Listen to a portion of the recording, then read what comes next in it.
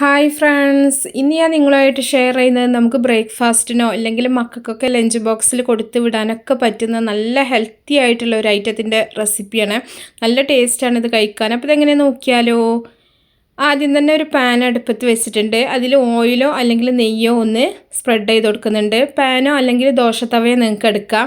ഇനി നമ്മൾ ദോശമാവ് ഉണ്ടല്ലോ, സാധാരണ ഉഴുന്നും പച്ചരിയൊക്കെ ചേർത്തിട്ട് അരച്ച് വെച്ചിട്ടുള്ള ദോശമാവാണ്. ദോശമാവ് കുറച്ച് കനത്തിൽ നമ്മൾ ഈ ഒരു പാനിൽ ഒഴിച്ചു കൊടുത്തിട്ടുണ്ട്. കുറച്ച് കനത്തിൽ വേണം നമുക്ക് ആ ഒരു ബേസ് കിട്ടാനായിട്ട്. അതുകൊണ്ടാണ് കുറച്ച് കട്ടി തന്നെ നമ്മൾ മാവ് ഒഴിച്ചു കൊടുക്കുന്നുണ്ട്. ഇനി ഇതിൻ്റെ മുകളിലായിട്ട് കുറച്ച് സവാള അതുപോലെ ഒന്ന് വട്ടത്തിൽ അരിഞ്ഞത് വെച്ച് കൊടുക്കുന്നുണ്ട്. നിങ്ങൾക്ക് നീളത്തിൽ അരിഞ്ഞിട്ടാണെങ്കിൽ അങ്ങനെയും വെച്ച് കൊടുക്കുക. കാണാനൊരു ഭംഗിക്ക് വേണ്ടി മാത്രം നമ്മളിതുപോലെ റൗണ്ടായിട്ടൊന്ന് കട്ട് ചെയ്തെടുത്തിട്ടുള്ളതാണ്. ഇനി കുറച്ച് ക്യാപ്സിക്കും ഇതുപോലെ തന്നെ ഒന്ന് മുറിച്ചെടുത്തിട്ടുണ്ട്, അതും കൂടെ വെച്ച് കൊടുക്കുന്നുണ്ട്.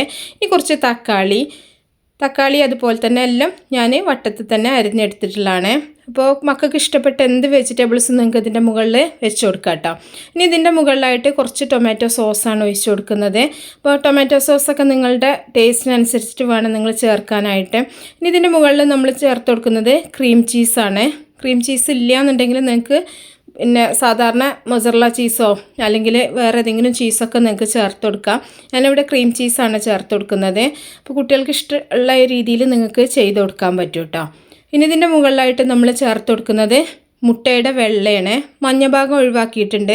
ഒരു വൈറ്റ് ഭാഗം മാത്രമാണ് ഒഴിച്ചു കൊടുത്തിട്ടുള്ളത്. മുട്ട മുഴുവനായിട്ട് ഒഴിക്കണം എന്നുണ്ടെങ്കിൽ നിങ്ങൾക്ക് അങ്ങനെ ഒഴിച്ചു കൊടുക്കാം. ഞാൻ ഒരു വൈറ്റ് കളർ കിട്ടാൻ വേണ്ടിയിട്ട് മുട്ടയുടെ വെള്ള മാത്രമേ ചേർത്തിട്ടുള്ളൂ. ഇനി ഇതിൻ്റെ മുകളിലായിട്ട് നമ്മൾ ചേർത്ത് കൊടുക്കുന്നത് കുറച്ച് കുരുമുളക് പൊടിയാണ്. കുരുമുളക് പൊടിയൊക്കെ കുട്ടികൾക്ക് എരിവ് ഇഷ്ടമാണെന്നുണ്ടെങ്കിൽ ചേർത്ത് കൊടുക്കുക, ഇല്ലെങ്കിൽ നിങ്ങൾക്ക് ഒഴിവാക്കാം. ഇനി ഇതിൻ്റെ മുകളിലായിട്ട് കുറച്ചും കൂടെ ഞാൻ സവാളയുടെ പീസും വെജിറ്റബിൾസിൻ്റെ പീസ് നമ്മൾ കട്ട് ചെയ്ത് ബാക്കിയുള്ളതും കൂടെ വെച്ച് കൊടുക്കുന്നുണ്ട്. അതൊക്കെ നിങ്ങളുടെ ഇഷ്ടം പോലെ ചെയ്താൽ മതി. ഇനി ഇതിന് മുകളിൽ ക്യാരറ്റ് വേണമെങ്കിൽ നിങ്ങൾക്ക് ക്യാരറ്റ് ചേർത്ത് കൊടുക്കാം. അതൊക്കെ വീട്ടിലുണ്ടാക്കുന്ന സമയത്ത് നിങ്ങളുടെ ഇഷ്ടത്തിനനുസരിച്ചിട്ട് ചെയ്യുക. ഇനി ഇത് അടച്ചു വെച്ചിട്ട് ചെറിയ തീയിൽ ഇതൊന്ന് വേവിച്ചെടുക്കണം. ചെറിയ തീയിൽ വെക്കാൻ പാടുള്ളൂ കേട്ടോ, ഇല്ലയെന്നുണ്ടെങ്കിൽ അടി കരിഞ്ഞു പോകും. അപ്പോൾ നന്നായിട്ട് തന്നെ നല്ല പോലെ തന്നെ കുക്കായിട്ടുണ്ട്. ഇനി നമുക്കിത് പാനൊന്ന് എടുത്ത് മാറ്റാം. പിസ്സേനേക്കാളും നല്ല ടേസ്റ്റിൽ മക്കൾക്ക് ഹെൽത്തി ആയിട്ട് നിങ്ങൾക്ക് കൊടുക്കാൻ പറ്റുന്ന നല്ലൊരു ഐറ്റമാണ് കേട്ടോ.